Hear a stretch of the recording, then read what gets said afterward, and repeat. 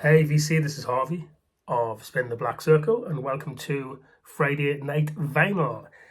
Ironically, again, coming to you on a Sunday, but that seems to be the way of things. Thanks for your patience, and thanks to those who've kindly subscribed and liked my posts, and please do comment. So you may have seen from the thumbnail that today's topic is the 50 singles that I think defined my youth. And why would I do that? Why would I upload on this topic? So two reasons really. Whilst the album format, to my core, is the thing that I'm really interested in and has been since the age of 13, 14, 45 minutes to 1 hour of carefully created music by an artist, sometimes in a theme, is what really drives me in this hobby and what I'm interested in mainly in music.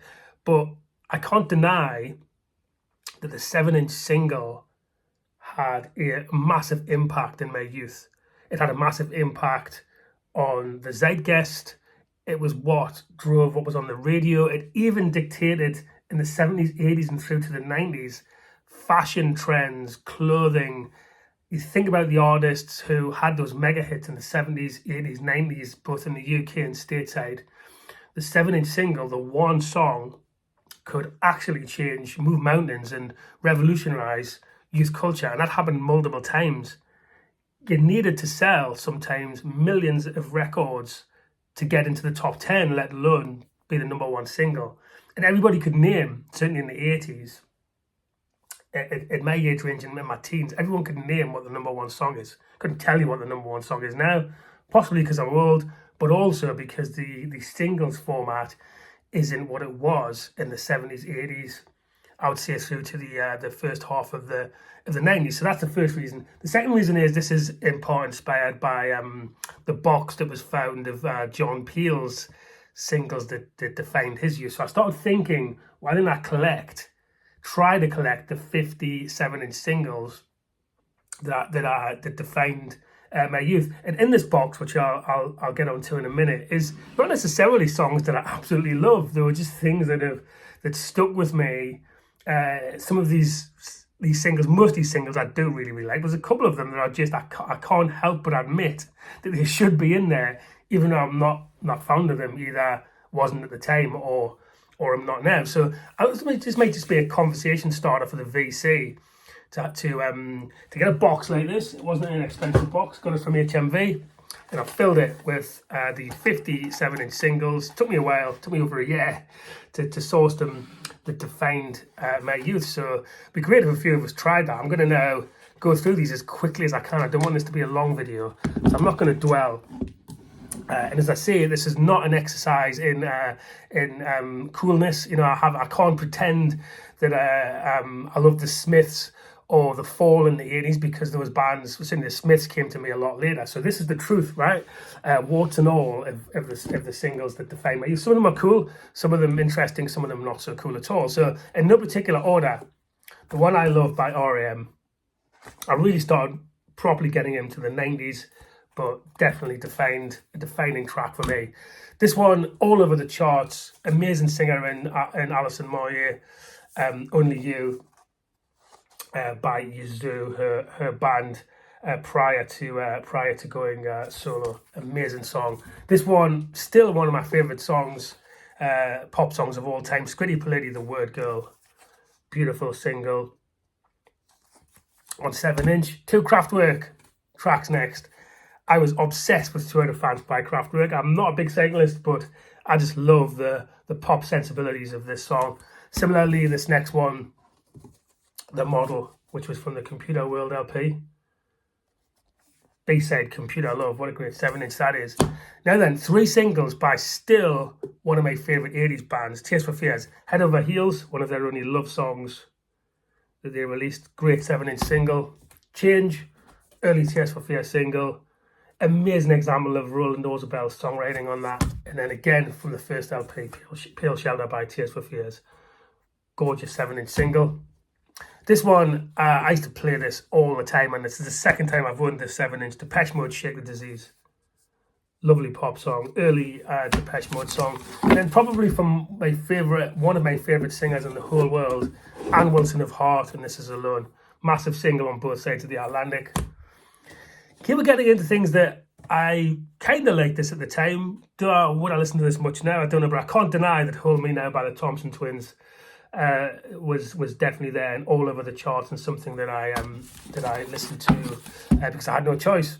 This is one of the cooler ones from 1979, Life in Tokyo by Japan. Really good Japan single, produced by Giorgio Moroder. So we're in the cool end of things here. As we are with the next one, I think no one can deny that The Cure were cool, and this is the Love Cats. Really good with that deep double bass sound, the Love Cats by The Cure. Next two singles are Crowded House. Love both of these songs. The World Where You Live. Really good Crowded House song from the WLP. The self-titled WLP, as is their mega hit, which was a US #1. Everybody knows this tune, wonderful lyrics. Don't Dream It's Over by Crowded House. What a defining 80s tune that is. And again, not so cool, but I still love Haircut 100. And this is Love Plus One on 7-inch single. Great pop songwriter, Nick Haywood. There's a few Prince songs in here, mixed in, these aren't in any order, but Raspberry Beret, what a great pop tune this is. I've also got the 12-inch extended video mix of this. I mean, look at that cover. What a gorgeous 7-inch that is. Obviously, Prince in his absolute heyday. This is a great pop single. I know lots of people don't like it. But You Spin Me Round Like a Record by Dead or Alive. Really defining single. Probably the biggest Heaven 17 hit, Temptation. Big hit in the UK. Not sure if it was stateside, but certainly in the UK. Okay, bit of Trevor Horn production with Frankie Goes to Hollywood, Relax. Again, this is what I'm saying about this changed a lot of the zeitgeist when it came out. This #1 Frankie Goes to Hollywood single. It was daring, sexually, and really abrasive sexually, including the cover. And then you had these people walking around with these Frankie Goes to Hollywood t-shirts that said Frankie Says Relax. So, you know, that's what 7 Inches did in the 80s. Martha and the Muffins, Echo Beach, great 80s tune. We're going to, I think these were American, but really great pop tune. Let My People Go Go by the Rainmakers. Big 80s, big 80s song. Giorgio Moroder again features, this time with Philip Oakey. Electric Dreams was a soundtrack to, what was this from again? It was a soundtrack song from some film, can't remember which one, but again, it's not particularly cool, but I'll play this song to death in the 80s. It's not the original one I had, but it was on the radio all the time, and I love this song, whether it's cool or not. We have some Soft Cell next, and I still absolutely love this song. I think it's the best Soft Cell song. One of the great Mark Armand vocals, Say Hello, Wave Goodbye. Really great single. Prince again, iconic song, iconic video, Kiss. And look at that cover. Fantastic. On the back, on the B-side, you had Love or Money. Great B-side to this too. All over the chart, and I think the UK #1 was Dexy's Midnight Runners with a cover of a Van Morrison song. Jackie Wilson said, I'm in heaven when you smile. What a great time this was to hear this on the charts, on the radio in the 80s. Right, we're off to Scotland next with the biggest hit by Strawberry Switchblade, Since Yesterday. Flamboyant, dress sense, very goth looking, but this is very much pop rather than goth. Then R.I.P. the great vocalist, which was Laura Branigan, and this was a mega hit, probably more in the States than the UK, but still big. Gloria by Laura Branigan, what a singer she was. Christmas Time, and who can deny it? I think this is the greatest Christmas song ever. So Fairy Tale of New York by the Pogues is in the 50. Rosanna by Toto. I still love Toto. I'm an AOR fan. I love Journey, I love Toto, I love Boston, I love Kansas, and Rosanna. The complexity of this song. I was in a band about 15-20 years ago and tried to learn to play Rosanna in the keyboard solo. Impossible, certainly for me, and I was okay on keyboards, but incredible. Yeah, Toto's Rosanna. 90s now with this was a great Janet Jackson song, actually. Runaway, no cover on this, but Runaway by Janet Jackson. Really great 90s solo song. It was from it's not on any of her albums, it's from the Design of a Decade compilation that she brought out. And I have to be honest, not my favourite George Michael song, but A Different Corner was one of the defining tunes that he released from me, so I'm including it. But I love George Michael. he got better as he got more solo, I think. There's more distance from Japan, in my opinion. A bit of mid-year when he was in Ultravox and All Stood Still. Good 80s tune. Can't say I like this now, but I did when it came out. Like Candy Girl by New Edition. Who knew that Bobby Brown would turn into the nasty piece of work he eventually did? But anyway, New Edition and Candy Girl. I can't deny that at the time I liked it. Cyndi Lauper, still cool, still relevant, still touring at the minute. Or maybe a last tour. Cyndi Lauper's I Drove All Night. Not in fact written by Cyndi Lauper, nor in fact written by Roy Orbison, but it's from Tom Kelly and Billy Steinberg, those kind of 80s singer-songwriters. So I Drove All Night, though, great single. I can't remember whether her or Roy Orbison released it first. Again, I'm not a big fan of this song, but I cannot deny that Western Girls by the Pet Shop Boys featured strongly in my youth, hence the inclusion. I do love this next band. And to this day, I don't know why. I'm obsessed with their music. It's probably the Rickenbackers, and it's probably the Harmonies. But Manic Monday, written by Prince and recorded by the Bangles. What a tune that is. Bayside in a Different Light, which is a great almost title track from the album Different Light. Scottish band from Perth, I believe. Fiction Factory and Feels Like Heaven with those falsetto vocals. Big UK hit. Not sure about the US. Eurythmics and the great Annie Lennox. It's Alright, Baby's Coming Back. Big Eurythmics hit. Another Soft Cell one. Quite a macabre song from Soft Cell. And look at this cover. Soft Cell's Babysitter. And a great tune too.